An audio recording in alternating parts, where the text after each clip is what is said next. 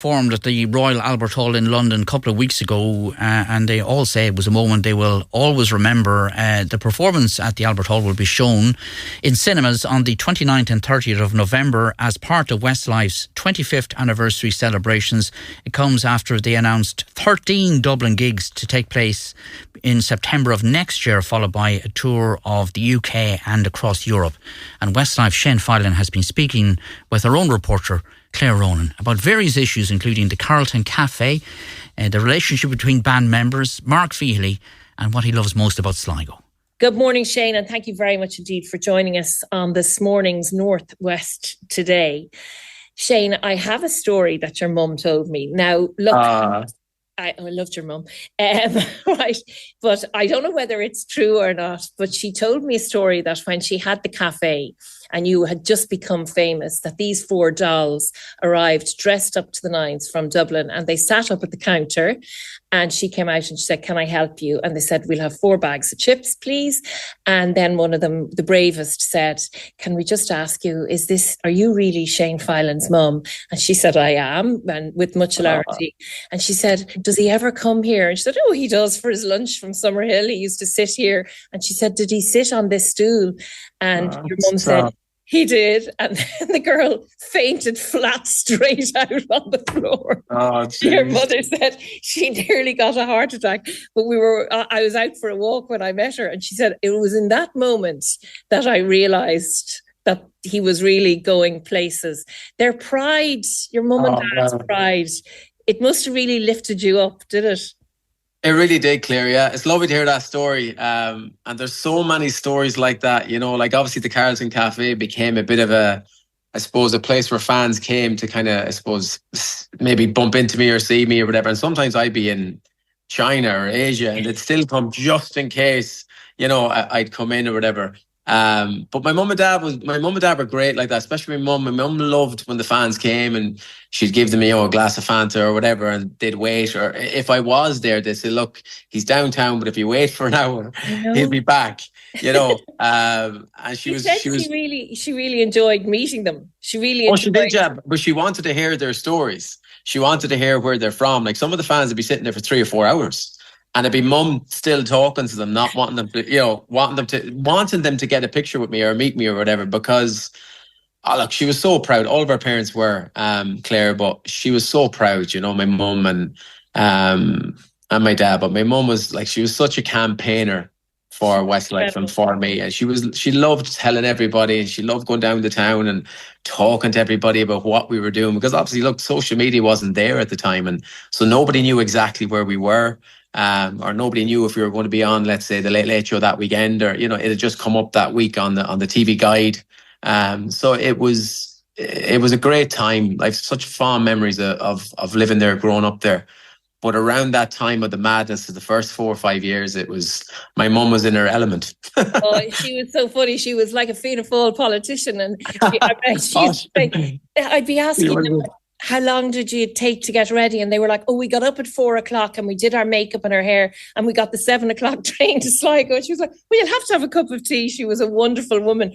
Shane, looking back now, did you ever think 25 years?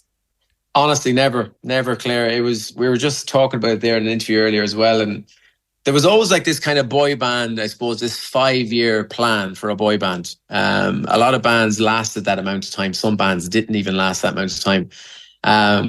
But we kind of just kept going. I don't know what it was. It was we had such, I suppose, good people around us. Obviously, Louis, Simon Cowell, we had great songwriters, Steve Mack, all the Swedish guys, and we kept getting great songs. We did 9 albums in a row in the first 9 years. And I don't think any band has ever done that. Not that I know of anyway.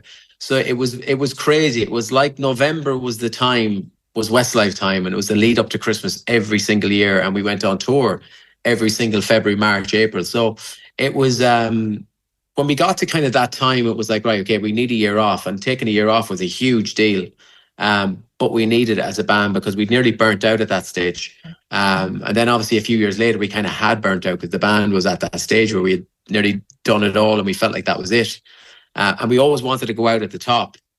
And then the longer we were away, for that 6-7 year period where we broke up, it was funny, actually. I'll tell you a lovely story. I was in Belfast and I was doing solo promotion at the time for one of my albums, whatever, in Belfast. I went to visit Children's Hospital.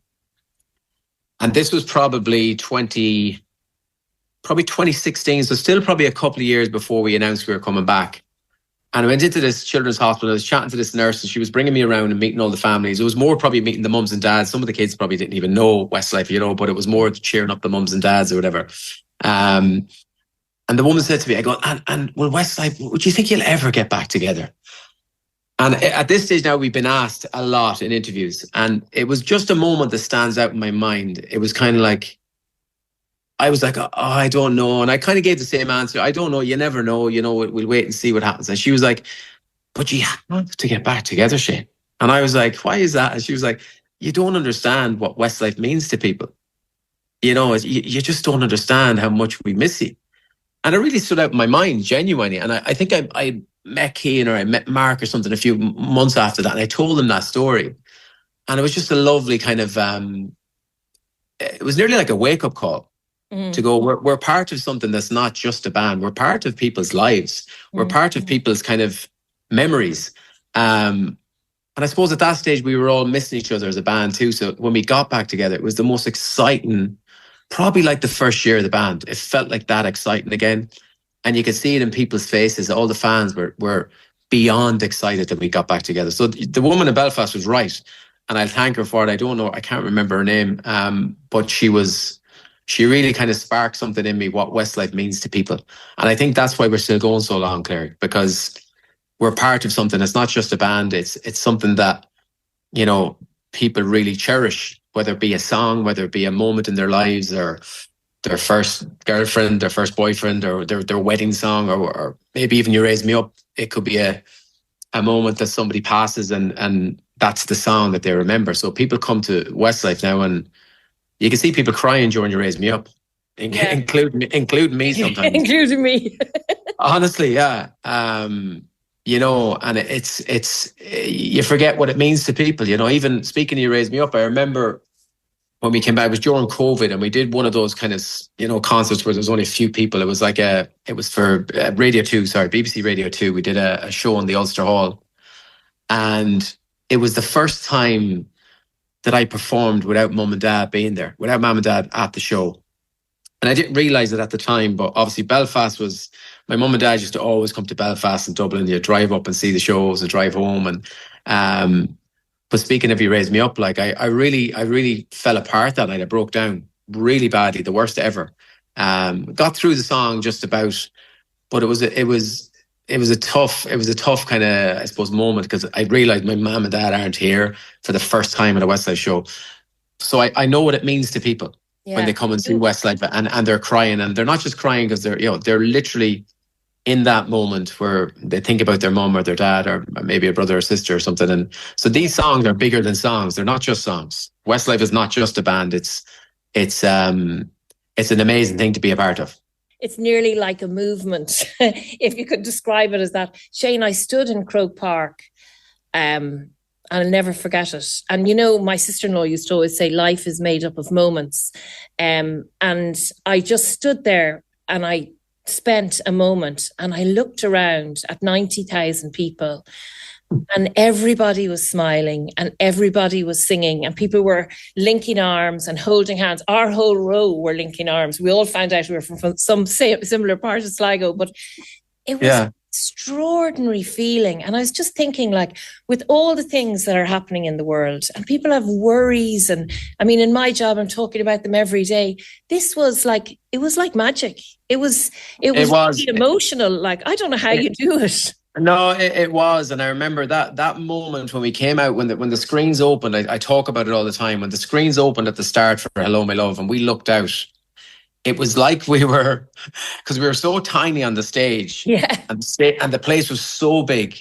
It was just that minute of that reaction when we opened. It was like, we're back. And we were like actual little dolls on the stage to people probably. But it felt like we were back into this thing that is Westlife. And that moment was probably the proudest feeling of our career, to stand there and see that from your home fans And it was just like a sea of people. It looks like 1 million people to us. You can actually see it in when you're watching the DVD. You can see it from behind our view. And it's exactly like you said. The people were linking arms. It was like they were at a rugby match, singing the national anthem. Every song was like nearly a national anthem. And it was definitely probably still my favourite ever show, that first Croke Park, when with my mum and dad were there as well, so it's a bit special for that reason. But it was just that sheer love in the room for Westlife that we'd never experienced before. And exactly what I was talking about a few minutes ago, it really just cemented what this thing is. It's not just a band, it's we're all in it together. You're in it, I'm in it, everyone's in it. And it happens every few years or whatever. And when it does, everyone gets all excited, including us. But it's just lovely that it's still going stronger than probably ever now at the moment. The reaction the last few weeks, it was mental, crazy. It's incredible. You spend more time together than most families, we definitely do, yeah. We definitely do, yeah. How do you not kill each other? Look, we have disagreements all the time, but I think we probably killed each other more at the beginning when we were, I suppose, getting to know each other. Like when you're younger and you're immature. But now as we grow older, like we have known each other for 27 or 8 years, Claire, and we've a lot of respect for each other. We've all got, obviously children. All of our children are good friends now. And we learn how to just work with each other, because the good thing about it is with all the lads, we're all very passionate about Westlife. We're all very passionate. We all want the best decision. And every decision we make, some of them are very big decisions. But we always chat about it and we'll always work it out. Sometimes I'm wrong, sometimes Mark is, sometimes Keane is, sometimes Nicky is. But together we all want the best for the band. And we're always just trying to get better. That's one thing about us. We're very competitive as a band, as one unit. We always want to be playing the biggest shows and, not in a kind of a chest out kind of way. It's more in a Westlife deserves to be the best it can be, whether it be a song, whether it be a concert we do, an idea. Everything we do now needs to be, we feel like it needs to be an event. Yeah. Like the residency in the 3 Arena, people are like, oh, why aren't you playing Croke Park? Because we want to do something different. We want to do a load of nights in the 3 Arena and experience that for ourselves, because playing another Croke Park, be it, it's not a small thing to even say, but to do it, will we do Croke Park? Hopefully we will someday, but right now, no, we're going to try something different and make an event of people being closer to us. And we experienced in the Royal Albert Hall even a few weeks ago. It was like incredible couple of shows, like unbelievable. Oh, I followed it on Instagram and I thought it was amazing. I have 2 quick questions because we're going to be rushed for time. First of all, how's Mark? It was great. He's good. He's good. He's okay. Yeah, he's okay. Look, Claire, it's unfortunate he's not on the tour. Obviously, very sad for us. But he's on the new music, which is great. It's brilliant to hear his voice singing better than ever, and especially on the next song that's coming out around the time of the album. His vocals are absolutely off the charts. But yeah, he just needs time out, Claire. But we can't wait to have him back. And literally, as soon as he's ready, he's back. I'm delighted to hear that. Last question. What's the first thing you do when you hit Sligo? What's the first thing I do when I hit Sligo? Is it a bag of chips? Do you know what? I always, when I'm coming in the motorway there at Caltra, Summerhill, I always just smile. I'm so happy to be coming home. Even if even if I'm gone for a week or even 3 days, there's something about it, Claire. You know yourself, Sligo is a lovely place to live. It's a great place to bring up kids. And I love where we live. Obviously, I live near a neighbour of mine. It's a beautiful, beautiful part of Sligo. Very lucky to live there. But it's there's just something about it. But yeah, I'll always probably have a 4 lights within the first few days. But I actually, do you know what? Now actually probably Flipside is right up there. Going to Flipside, I'd probably go to Flipside obviously a lot more, to be honest. I was there the other day. But I'd always say, right, get the kids together. We'll go to Flipside. And I'll have a dictator every time, never change my order, even though there's loads of stuff on the menu. I'm thinking, I'm going to change it today. And Gillian's like, you're not going to change it today. I'm like, no, I'm having a dictator. So yeah, Flipside obviously is probably the first thing I'll do in the first few days. Okay, well, there you go. And maybe a pint of Guinness. I was going to say a pint. Let's be honest. In Osties. Up at the bar in Osties. Exactly, yeah. Shane Filan, thank you so very much indeed. I really enjoyed that chat, for joining us on the Northwest today. Thanks, Claire. Thank you so much. Shane Filan speaking to